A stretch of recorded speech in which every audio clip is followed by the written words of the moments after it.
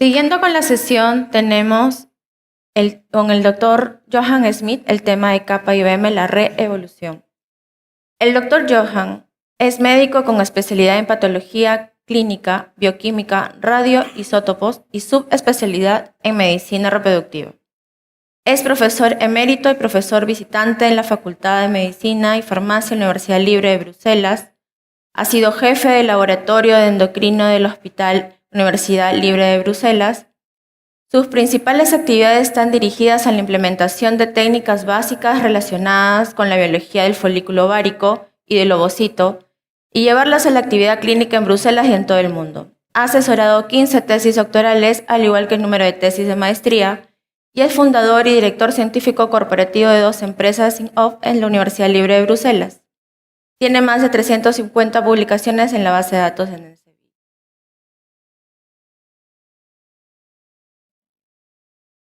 Hello, everybody. I'm Johan. I'm talking here from another meeting in Marrakesh. So it's my pleasure to introduce capacitation IVM,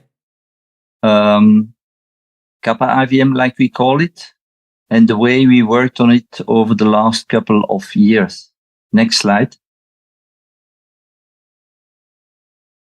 Next slide, please.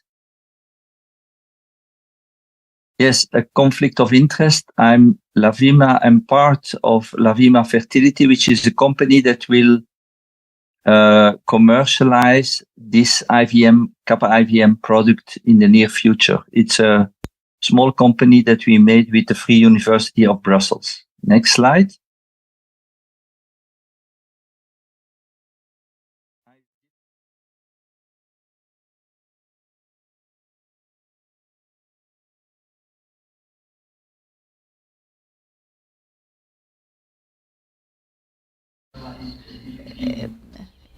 Porque Kappa está específicamente diseñada para folículos muy pequeños. Vamos a explicarle por qué elegimos la maduración in vitro bifásica o de capacitación y luego les presentaré algunos resultados de nuestros estudios. Estos son ensayos clínicos aleatorios que hemos realizado con Kappa IVM y SOPQ. Siguiente.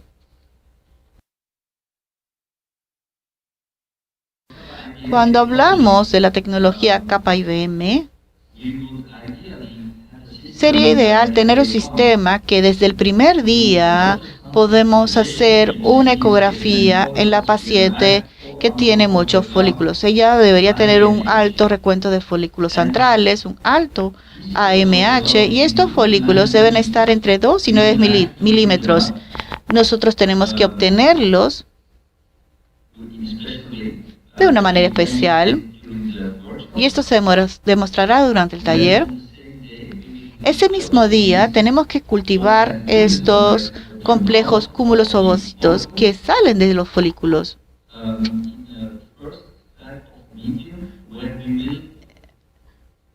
Lo vamos a poner en un medio donde bloquearemos la meiosis, porque sabemos que cuando se sacan los ovocitos de los folículos pequeños, folículos centrales, a partir de ahí de cierto tamaño se reanudará inmediatamente la meiosis.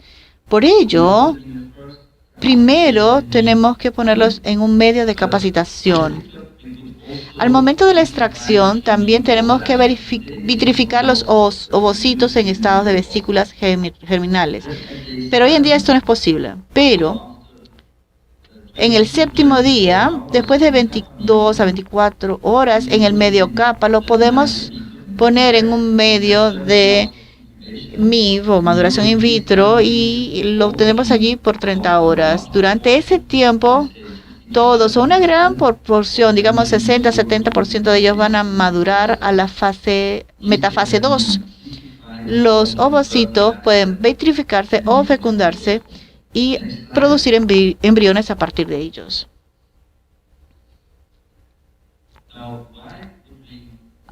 Ahora, ¿por qué quisiéramos hacer esto? Bueno, siguiente diapositiva. Aquí trabajamos con folículos grandes. Y aquí podemos ver que siempre vamos a tener folículos pequeños, sanos, presentes. Y en realidad Estos son los que nos interesa, porque los grandes son los que tenemos que obtener después de estimular a la paciente y después de un largo proceso de monitoreo. Entonces la pregunta es, ¿por qué hacemos esto así?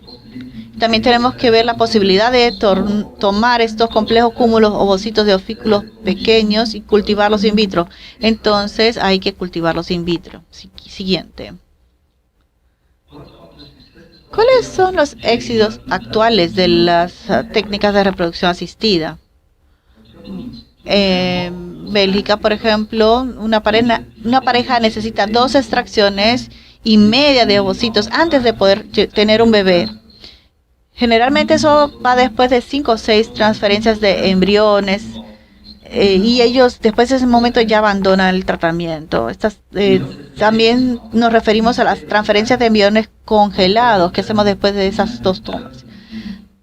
Después de 5 ciclos la mitad va a abandonar. Las razones no necesariamente son económicas, porque en Bélgica todo se reembolsa. Más bien, las razones son porque la pareja está agotada por la forma en que hacemos la fertilización in vitro hoy. Así que tenemos que hacer algo diferente. Y eso es lo que tenemos que lograr.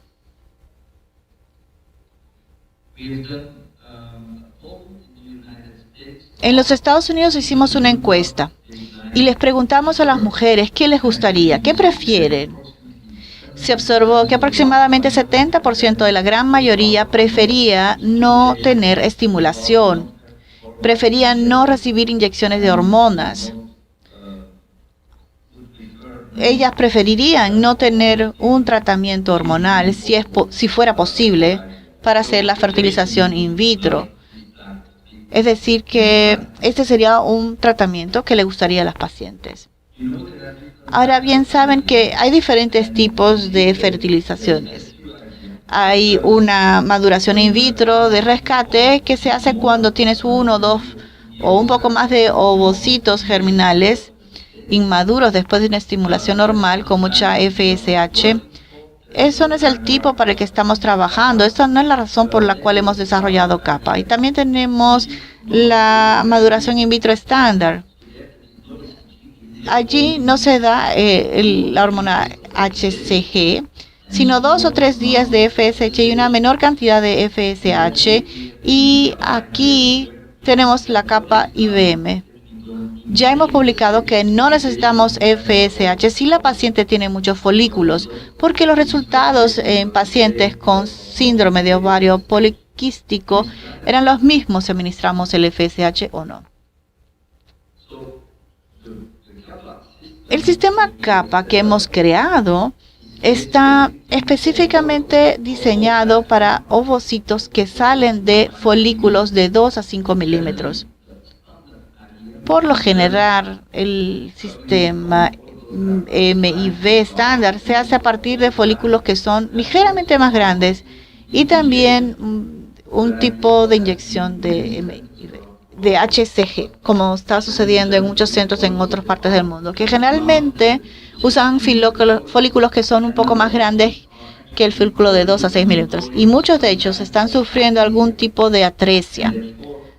Por lo tanto, se observa que en Vietnam el grupo encontró que cuando practicamos la capa IBM, la calidad del embrión final era mucho mejor. Es por eso señalaba la atresia que se ve en la parte central de la figura. CAPA es una estimulación muy corta o un tratamiento muy corto para la paciente. Quizás por una semana la paciente tiene que preocuparse por el tratamiento de fertilidad. Y en comparación con la in vitro, la fertilización in vitro es mucho menos engorroso.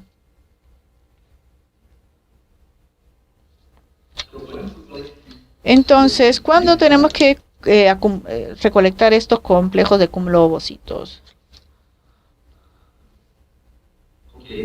Bien.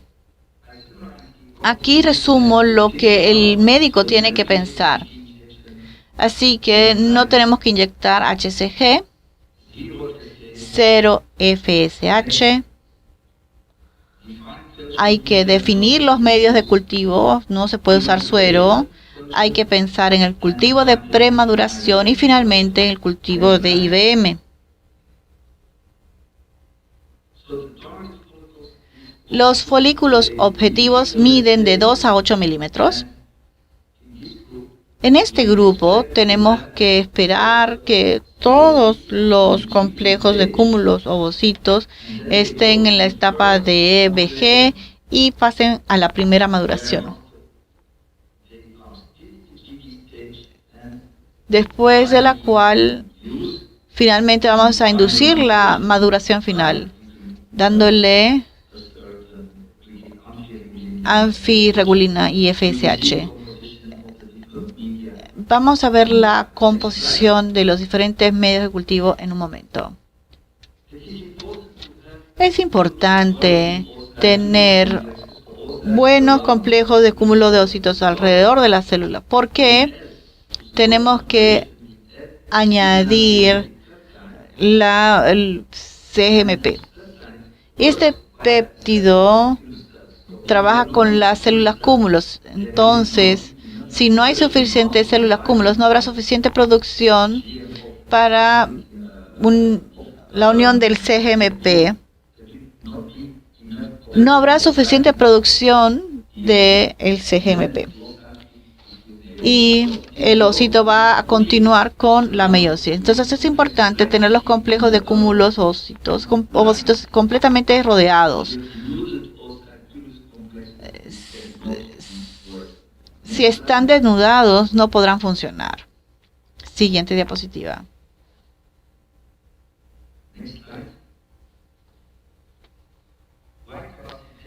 ¿Por qué es necesario la capacitación de IBM? Bueno, en la siguiente lámina les doy los argumentos.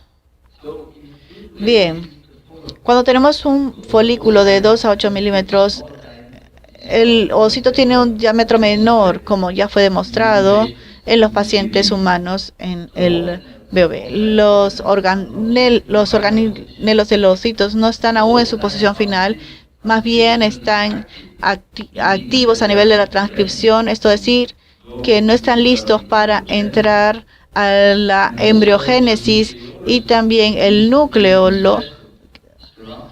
no es que debería estar en una fase totalmente envolvida, no está en el lugar correcto en estos folículos pequeños.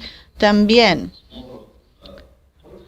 esos pequeños folículos aún no expresan perfectamente el sistema EGFR. Entonces, hay una necesidad de apoyo de las hormonas esenciales para que se pueda expresar el receptor del CNP. Esto requiere un medio especial para poder lograrlo.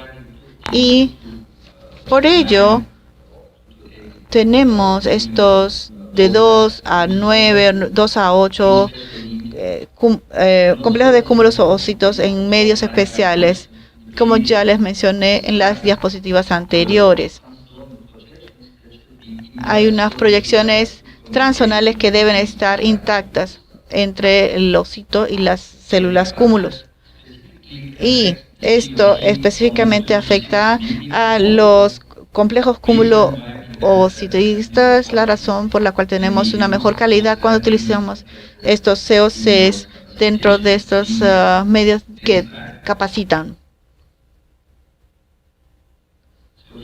Y aquí podemos ver los elementos principales. Tenemos la colecta. Tenemos que buscar y recabar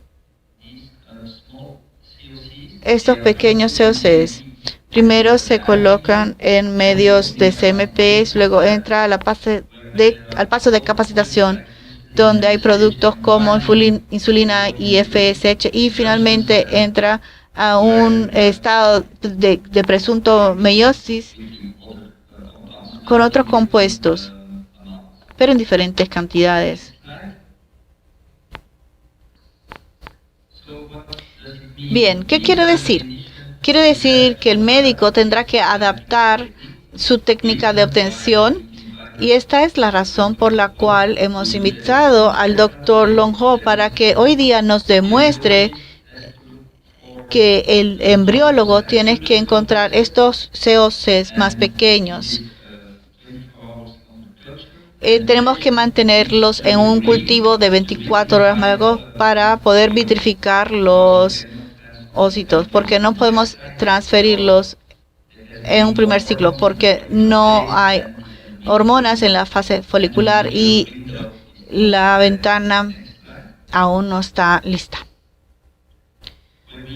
Cuando utilizamos este sistema y lo comparamos con el número de blastocitos obtenidos, vemos que en verde hemos obtenido vamos a decir, el patrón. Y esto son casos donde se ha dividido. En azul tenemos la referencia, que son los pacientes que han utilizado la fertilización in vitro normal, han recibido estimulantes. Y aquí observamos que tenemos 25 blastocitos de 100 que venían y 8 de la fertilización, la maduración in vitro 8. Bien, y en este caso vemos cómo la capa IBM tiene un mejor desempeño con respecto a los demás, y pensamos que al optimizar aún más los medios de cultivo, que es algo que ya estamos haciendo, vamos a poder el mismo número de blastocistos que vienen de los ocitos de folículos más pequeños. Hicimos un gran estudio de seguridad. Vimos los blastocitos, los genes, los perfiles de mutilación. También vimos los embrios. Los embriones eran genéticamente normales. Hemos transferido la mayor cantidad de embriones. Eso lo hicimos con el profesor Lamb y el profesor Tom. Ellos mostraron que no había un incremento en la tasa de abortos, no hubo un incremento en la tasa de complicaciones durante el embarazo, ni tampoco en términos de embarazos prematuros. Ahora esos niños tienen 6 años, vemos muchos menores que han sido seguidos de 3 a 4 años y estamos evaluando que tienen una evolución psicomotora normal. Acá tenemos una visión general de todos los estudios clínicos que hemos publicado y observarán que tenemos una muestra de 540 aproximadamente ciclos. Tenemos a más de 8.000 COCs y podemos ver que hay una tasa de maduración estable de alrededor del 70%. Y la tasa de nacimientos vivos está alrededor de 31 y 60%. Estas son buenas noticias. Tenemos bastantes nacidos vivos, que es algo que no se ve en los pacientes que han recibido una estimulación para la fertilización in vitro. ¿Para quién le iría bien este método? Tenemos pacientes con síndrome de ovario poliquístico que usualmente tienen una estimulación ovariana y fertilización intraútero. Esto tiene buenos resultados. Los pacientes con ovario poliquístico usualmente tienen IVF. También tenemos que ver las deficiencias del factor de crecimiento, también los ovarios resistentes y también la preservación de la fertilidad. Y también tenemos que ver la preservación de la fertilidad, porque estoy seguro que hoy vamos a discutir más a detalle estas opciones. No quiero entrar en mayores detalles.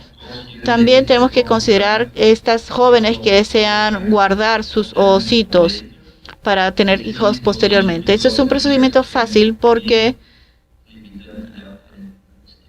se pueden obtener los ovocitos sin estimulación. Es un proceso rápido, no requiere el uso de hormonas, es muy atractivo para las damas.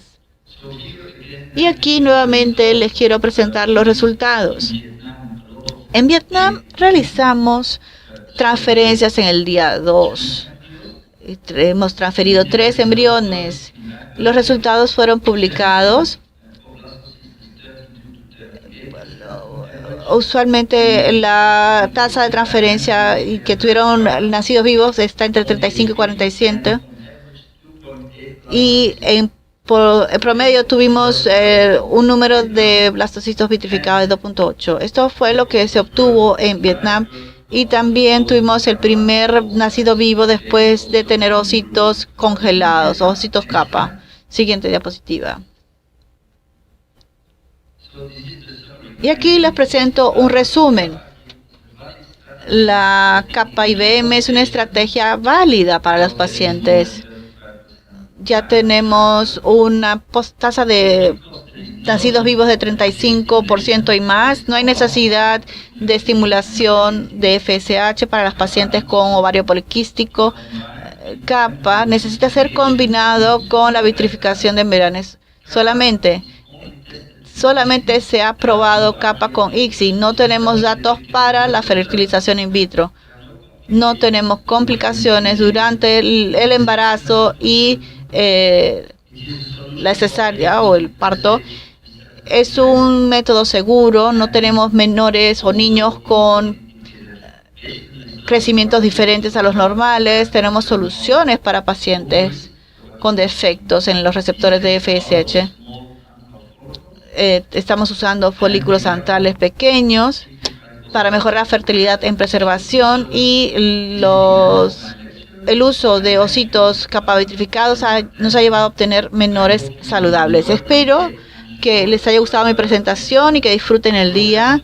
Ustedes van a disfrutar un programa muy bueno durante el día de hoy. Espero verlos pronto en Perú y espero que los pacientes que vean queden embarazadas con el primer intento. Muchas gracias y los vemos la próxima vez.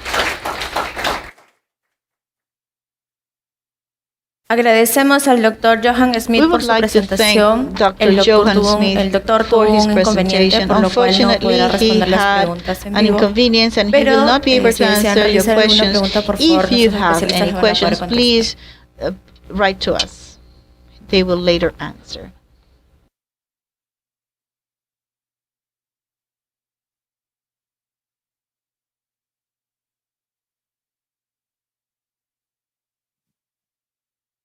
Aló. En el chat, Hello. el doctor Lenin Arturo Zúñiga Dr. Jara Lenin hizo una Arturo pregunta al doctor Zúñiga Sergio, pero Jara creo asked que el doctor a question for Johan Dr. Smith ya la contestó. Sergio, but I think Quería Dr. saber Johan si las Smith tasas de answered the aneuploidías question. de We los wanted to- embriones son similares a los de in vitro convencional, comparando con los productos de kappa IBM. El doctor Johan Smith respondió ampliamente a la pregunta.